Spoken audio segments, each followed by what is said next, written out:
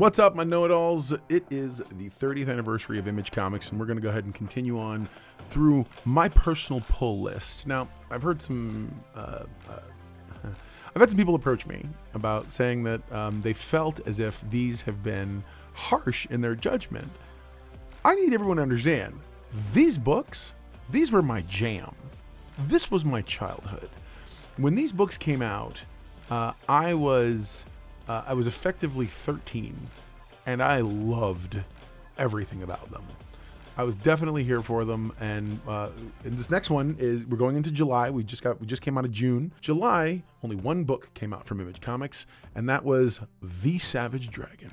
It was a miniseries, limited miniseries of 3 issues. And this was the first of those, and it was amazing.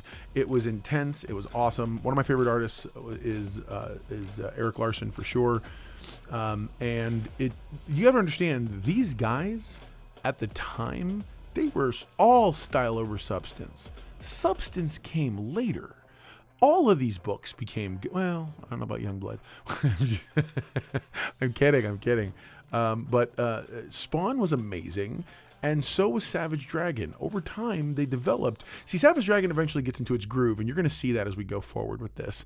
Because eventually, you got to remember, a lot of these guys are old school comic book guys. Erik Larsen's no slouch to old school comic book style storytelling, which is an ongoing rolling story. And he does that. He gives that. So we start out with the very first issue of The Savage Dragon, and published by Malibu Comics in July of 1992. Malibu Comics was the publisher, but Image Comics was the actual studio company. They were just printing them for them at this point. But they were so it was before they kind of went exclusively all their own deal, and that happens actually soon. So it starts out with the Savage Dragon, and we jump right into it. Like, the first page is literally a splash page, big stylized Chris Eliopoulos words, baptism of fire, and it's in Chicago, so obviously it's close to my heart. My wife and family come from Chicago. But it's Savage Dragon attacking some dude who's got this big giant honking knife in his hand, and you get a double page spread. It's a guy named Cutthroat, him and this I can't remember the girl's name. I want to say, I think her name was like Glowbug or something equally silly. Anyways, they're in a bank. All kinds of people are bloodied, and of course Savage Dragon's the one who's sitting there, double page spread, just whacking away, fighting this dude.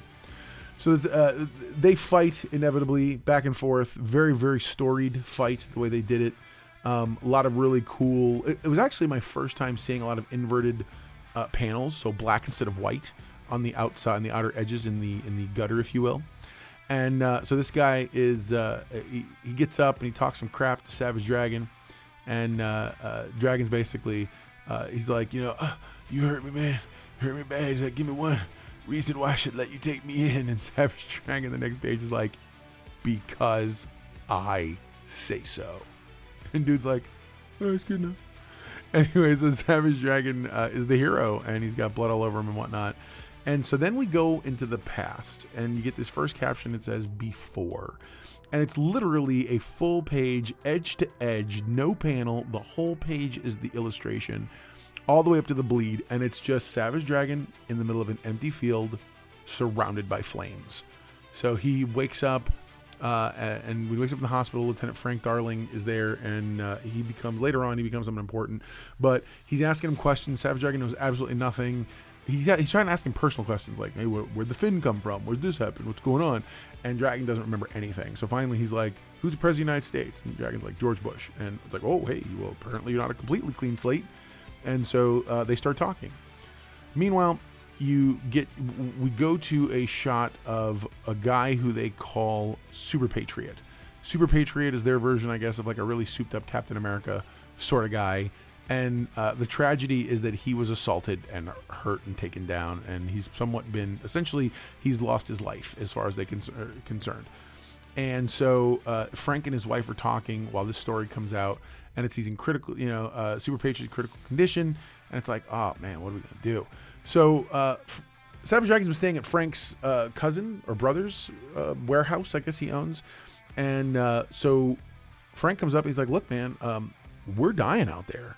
These criminals are super powered, and it's rough. We need help. And this is one of the most honest things that I've ever seen. Savage Dragon's basically like, look, man, I just woke up. I don't know anything. I'm learning things new. I can't deal with this pressure. And you're kind of like, okay, well, that's fair. So Frank's pissed off. He's talking to his wife, and he's like, man, I can't believe you refused me. And Frank's just not happy. I will say, sidebar, this is some of the better storytelling that we've seen to this point. Erik Larsen knew how to spin a yarn. And I actually liked it. Like corny dialogue sometimes and all. I really liked his storytelling. It really accompanied the artwork in a way that I think brought it all together nicely. If Rob was all kinds of style, Spawn was style and some substance. This was style and substance. I think it's one of the reasons why the Savage Dragon is such a special place in my heart. Anyway, so that night, these vicious circle, I'm gonna call them mutants. They're like superpowered people, but show up and they're attacking, Frank's brother. And Savage Dragon basically is like, what? And he takes them out like by himself. And the dude's like, what do you think you're doing? Blah, blah, blah. And he's like, yeah. Thanks for the guidance counseling, Pinhead. He's like, but your butt's going to jail. And so, because they tried to approach him, they're like, dude, the super freaks like us, we run this town. You got to join us. And he's like, not doing it. And suffice it to say, this is enough to push him over the edge. And so Frank's brother's like, look, man, I don't know what you thought you were doing. They only wanted some money. Now all of a sudden, my whole life's ruined. And it's because they're like the superpowered mob, the superpowered mafia. And then the entire warehouse explodes.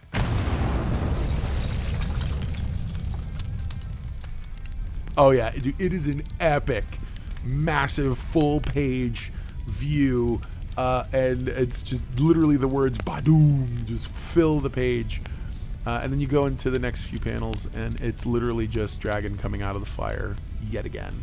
So then you find out that. So you go to the next thing, and kind of compounding insult to injury on the television. Frank's watching TV at night all by himself, and there's a knock at the door. And but on the TV, you see a story about their version of it's kind of Superman meets Shazam, but he's known as Mighty Man. There's actually a history behind Mighty Man, which comes down the road.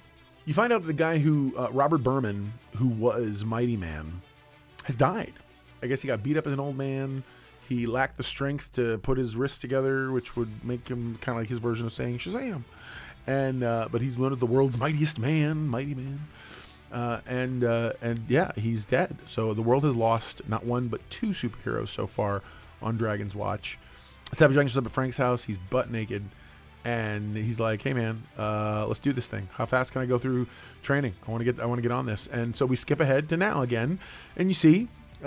Savage Dragon, someone later on becomes a partner of his, and he shows up, shades and all, armed to the teeth, jumps like the Incredible Hulk, and comes crashing into the roof of a building that's got hostages and stuff, and these biker gang guys, and just makes short work of them. I mean, none of this is police work. But he's sitting here shooting them up, and they shoot him in the eye, thinking, oh, we can get him, and come to find out he's bulletproof everywhere. And so this very Mary Jane Watson inspired looking character from Erik Larsen's Spider-Man run gets rescued. And amidst the rescue, suddenly this some little ninja star looking things come shooting out. And they hit one of the guys in the arm. And you see this guy with long hair, very a la, I guess he's inspired a little bit by Spider-Man in terms of how he moves.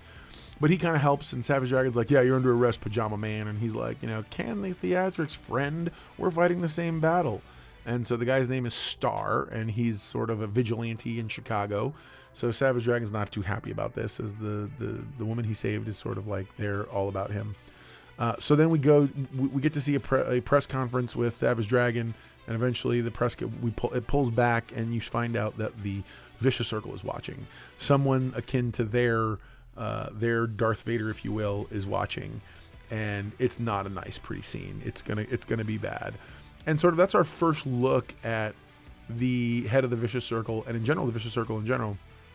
So, yeah, that was Savage Dragon #1. That's the miniseries. This is what made me fall in love. It's because of this book that I actually went back and got the others, to be honest. So I actually got into Image Comics. I didn't get into Image Comics in April when Youngblood came out, though I did see it. But I got into Image Comics when Savage Dragon came out, because I was like, oh, I want to keep up with all of these. And that's when I started buying and collecting them. So there you go. Now you know, and if knowing is half the battle, you are on your way to being the know-it-all that I know you want to be. All right, guys, that's going to wrap it up for the Savage Dragon #1 of the miniseries. Next up, we're going to go deep dive into the next month, which was August of 1992. And in August, you had quite a few books come out. Yeah, so keep it here. Come check us out again. Don't forget to like, subscribe, click the little bell icon so you can get notified when new content drops. And we'll be looking for the next up, because next up is going to be Spawn number 3 and Wildcats number 1.